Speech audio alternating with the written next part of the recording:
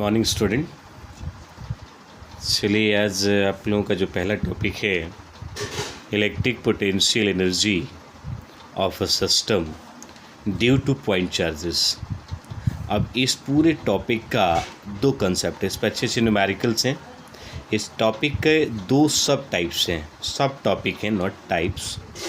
एक जो आप पोटेंशियल एनर्जी निकाल रहे हैं सिस्टम का पॉइंट चार्जेस की वजह से, एक बार होगा दो पॉइंट चार्जेस की वजह से, पॉइंट चार्जेस हमारे दो होंगे, और एक बार वही पॉइंट हमारे कितने हो जाएंगे, तीन होंगे। तो एक बार दो पॉइंट चार्जेस की वजह से निकालना है पोटेंशियल एनर्जी, और एक बार थ्री पॉइंट चार्जेस की वजह से निकालना है पोटेंशियल एनर्जी। तो देखिए पोटेंशियल एनर्जी हम फाइंड करें इससे पहले ये पोटेंशियल एनर्जी एक्चुअली होता क्या है इसको समझते हैं। तो देखिए पोटेंशियल एनर्जी कहता है कि किसी पॉइंट चार्ज को इन्फिनिटी से उसके रिस्पेक्टिव लोकेशन तक लाने में जो टोटल वर्क डन होता है that work done is known as electric potential energy. फिर से एक बार रिपीट कर रहे हैं, पॉइंट चार्ज को इन्फिनिटी से उसके रिस्पेक्टिव लोकेशन, मतलब जहाँ पे आपने पोटेंशियल फाइंड करना है, वहाँ पर इन्फिनिटी से लाने में जो वर्क डन हम करते हैं that work done is known as electric potential energy. Means particular इस टॉपिक में हमें इस टॉपिक को करना है पहले, और इसमें हमें ये कहना है कि पोटेंशियल एनर्जी निकालने का मतलब कि हमें वर्क डन निकालना है। वर्क डन निकल जाए तो वही हमारा पोटेंशियल एनर्जी हो जाता है। इसको थोड़ा सा और ब्रीफ में हम करें तो एक स्टार्टिंग में कंसेप्ट समझ लीजिए कि हमने ऑलरेडी पहले पढ़ा है कि potential is equal to W by charge. मान लीजिए Q चार्ज है, W वर्क डन है, तो पोटेंशियल हमारा इतना होगा। यदि हम इसको क्रॉस मल्टीप्लाई करते हैं तो डिवाइड बाई 1 करेंगे, और क्रॉस मल्टीप्लाई करते हैं तो W is equal to Q भी हो जाएगा। थोड़ा सा ध्यान देना है, ठीक है। तो अर्थात यही वर्क डन स्टोर्ड हो जाएगा इलेक्ट्रिक पोटेंशियल एनर्जी में। तो सबसे पहले पोटेंशियल एनर्जी फाइंड करना है तो हमें वर्क डन फाइंड करना होगा। तो इसके लिए देखिए सबसे पहला टॉपिक हमारा हो रहा है potential energy of a system due to two point charges. दो पॉइंट चार्जेस की वजह से पहला फर्स्ट टॉपिक हमें करना है, उसके बाद सेकेंड टॉपिक की बात करेंगे। पहला हम पोटेंशियल एनर्जी निकालेंगे due to two point charges की वजह से, टू पॉइंट चार्जेस की वजह से। तो इसको थोड़ा सा देखिएगा, फिगर में हम एक फिगर ड्रॉ करें पहले, इसका PDF भी आपको मिलेगा, क्लियर हो जाएगा। मान लीजिए कि हमने एक 3D लिया, XY plane, XYZ plane, this is X Y और this one is your Z, ठीक है। अब एक काम करते हैं, इसके पहले बाकी सारी चीज़ें हम क्लियर तो किए हुए हैं, आपको एक दो और चीज़ें क्लियर कर दें। ध्यान से देखिएगा, मान लीजिए कि ये इस प्लेन का ओरिजिन है। यहाँ पर हम एक पॉइंट चार्ज रखते हैं, सपोज़ ये पॉइंट हमारा A है और इस पर चार्ज हम रख देते हैं Q1, कोई प्रॉब्लम नहीं है। इसको ओरिजिन से मिला देते हैं, ओरिजिन से मिलाते हैं तो इसका पोजीशन वेक्टर हम अपनी तरफ से कंसीडर कर लेते हैं R1। पोजीशन वेक्टर हमने आपको बता दिया था कि ओरिजिन से किसी पॉइंट तक जो मिलाने वाली लाइन है, जो लाइन मिल जाती है, वो उस पॉइंट का पोजीशन बताया, that line is known as position vector, ये R1 है। यहाँ पर एक हम अपनी तरफ से कोई पॉइंट कंसीडर कर रहे हैं जिस पर इसकी वजह से पोटेंशियल फाइंड करना है। अभी फ़िलहाल हम यहाँ पर एक चार्ज इमेजिनरी, सोचिएगा अभी Q2 रख रहे हैं, Q2 मतलब ऐसा सोच रहे हैं कि Q2 रखा जाए, लेकिन अभी फ़िलहाल स्टार्टिंग में Q2 यहाँ है नहीं। हमने इस दोनों पॉइंट और इसके बीच का पोजीशन वेक्टर हम यहाँ क्या मान लेते हैं, R1। इस लाइन को यदि आप मिला दें, इस पॉइंट को B बोलें, तो यहाँ से यहाँ तक एक डिस्प्लेसमेंट का काम करेगा, और डिस्प्लेसमेंट कहता है फाइनल टू माइनस इनिशियल। तो फाइनली R2 हो गया, तो R2 माइनस में कौन सा, R1, किसकी वैल्यू हो जाएगी, इस AB की। अर्थात कभी भी बात हम AB की करें तो AB vector is equal to, you can write here R2 minus R1, because displacement कहता है final position minus initial position, या डिस्प्लेसमेंट हमने 11th स्टैंडर्ड में पढ़ा है, change in position vector also called displacement. तो ये R1 हो गया और ये R2 हो गया। स्टार्टिंग में हम कंसिडर कर लें कि initially the charge Q2 is fixed at infinity.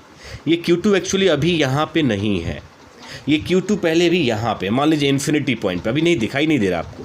ये सपोज अभी कंसिडर करना है कि Q2 इन्फिनिटी पे है, तभी तो हमारे डेफिनेशन के अकॉर्डिंग ये फिट बैठेगा। तो Q2 को पहले हम कंसिडर कर लेंगे कि ये इन्फिनिटी है। तो यहाँ मान भी लेते हैं कि let Q2 is initially at infinity. मानते हैं कि Q2 जो हमारा है वो स्टार्टिंग में इन्फिनिटी पे है। तो जब स्टार्टिंग में इन्फिनिटी है तो यहाँ पे एक पॉइंट चार्जेस +1 हम मान सकते हैं। तो बाबू जब आप मान सकते हैं यहाँ पर +1, तो पोटेंशियल तो सीधा सवाल है कि निकाला जा सकता है। तो पोटेंशियल निकाला जाए, देयरफॉर हम आपसे कहें देयरफॉर पोटेंशियल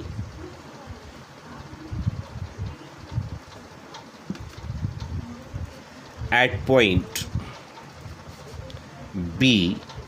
तो यहाँ पे पोटेंशियल का फार्मूला होता है 1/4 पाई एप्सिलॉन नॉट चार्ज फिलहाल कौन से बाबू, Q1, चूँकि उस स्टार्टिंग में तो Q2 यहाँ है ही नहीं, Q1 डिवाइड बाई डिस्टेंस, तो डिस्टेंस कौन सा, AB। तो यहाँ हमने लिखा AB। इक्वेशन नंबर फर्स्ट माने कोई प्रॉब्लम नहीं हुई किसी को। एक चीज़ और कंसिडर करना है हमने, मान लेते हैं कि चार्ज Q2 जो इन्फिनिटी पे है उसको हम लेकर के B पॉइंट तक ला रहे हैं।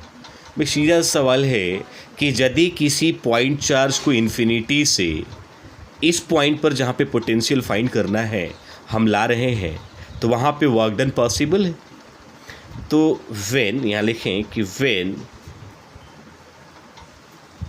Charge Q2 is bringing from infinity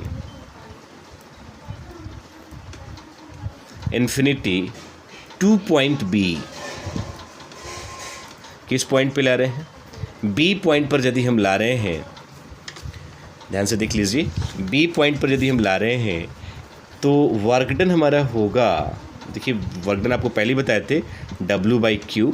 तो हमारे पास पोटेंशियल W/Q2 होगा, चूँकि हम चार्ज Q2 को ला रहे हैं, इसीलिए W is equal to Q2 और V हो जाएगा। ध्यान से देखने वाली बात है, W तो ठीक है, ये Q2 भी हो गया, और अभी अभी हमने आपको दिखाया था, ध्यान से देखिए कि अभी अभी हमने आपको पोटेंशियल निकाला था कि V is equal to 1/4 pi epsilon naught Q1/AB।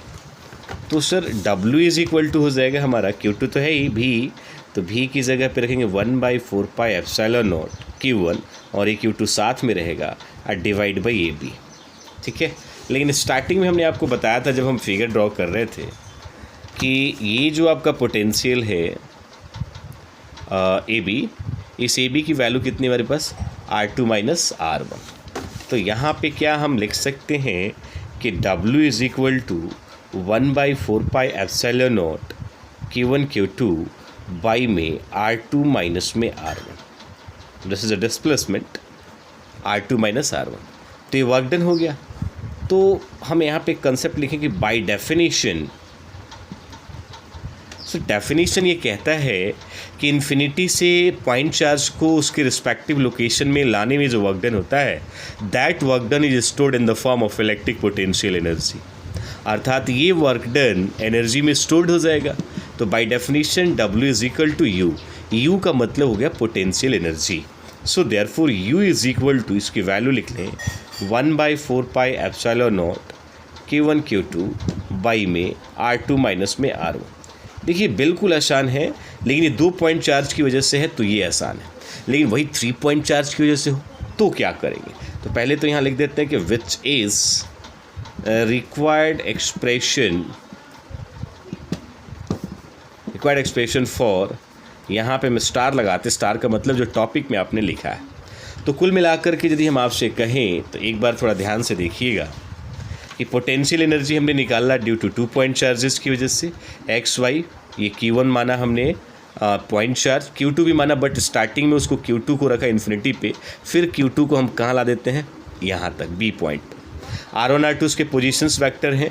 Potential निकालेंगे, पोटेंशियल का फार्मूला ये होगा, चार्ज Q2 को इन्फिनिटी से लाएंगे, वर्क डन करना पड़ेगा, वर्क डन निकालने के लिए हमारे पास कंसेप्ट है V is equal to W/Q2, W is equal to this, value रखते जाएंगे, एक फाइनली एक रिजल्ट आएगा, that result is required expression. Clear?